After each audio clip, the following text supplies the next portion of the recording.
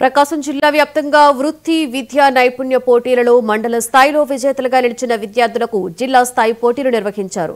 పొదిలిలో జరిగిన ఈ కార్యక్రమంలో జిల్లా వ్యాప్తంగా 71 పాఠశాలల నుండి 700 మంది విద్యార్థులు పాల్గొన్నారు. తాము తయారు చేసిన ప్రాజెక్టుల గురించి జిల్లా డీసీడీఓ హేమలతకు వివరించారు.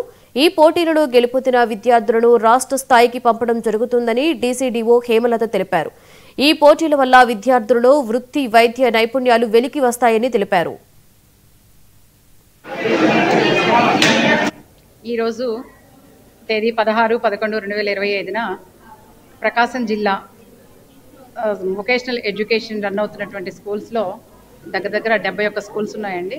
ఆ 71 స్కూల్స్లో స్కూల్ లెవెల్ కాంపిటీషన్స్ 3వ తేదీ జరిగినాయి.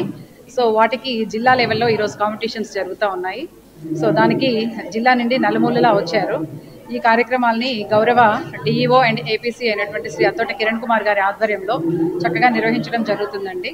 38 మండలాల నుంచి వచ్చారు పిల్లలు. సో వీళ్ళందరూ జిల్లా స్కూల్ లెవెల్లో విన్ అయినటువంటి టీమ్స్ ఇక్కడికి వచ్చినాయి. స్కూల్ లెవెల్లో 3వ తేదీ జరిగినాయి. సో స్కూల్ లెవెల్లో ఎవరైతే విన్ అయ్యారో వాళ్ళు జిల్లా స్థాయికి వచ్చారు. సో మొత్తము వీళ్ళు అటెండ్ అయినటువంటి పిల్లలు దగ్గర 700 మెంబర్స్ ఉన్నారండి. అన్ని స్కూల్స్ నుంచి ఫస్ట్ సెకండ్ ప్లేసెస్ ఇక్కడికి రావడం జరిగింది. సో మొత్తం ఒక 700 వాళ్ళు ఉన్నారు. నెక్స్ట్ ఒక 120 మెంబర్స్ వీటీస్ కూడా ఉన్నారు, వొకేషనల్ ట్రైనర్స్ ఉన్నారు. సో మరియు ఆ యొక్క కన్సర్నింగ్ ట్రేడ్స్లో ఎక్స్పర్ట్స్ని మేము జడ్జెస్గా పిలవటం జరిగింది. వాటిని అసెస్ చేయడం కోసం అని చెప్పేసి వీళ్ళందరి ఆధ్వర్యంలో విన్ అయినటువంటి వాళ్ళు స్టేట్కి పంపిస్తారు. నమస్కారం, నా పేరు మౌనిక, 10th క్లాస్. నేను జెడ్పీహెచ్ఎస్ గర్ల్స్ గిద్దలూరు నుంచి వచ్చాము. నా ప్రాజెక్ట్ ఏంటిదంటే శాటిలైట్ కమ్యూనికేషన్.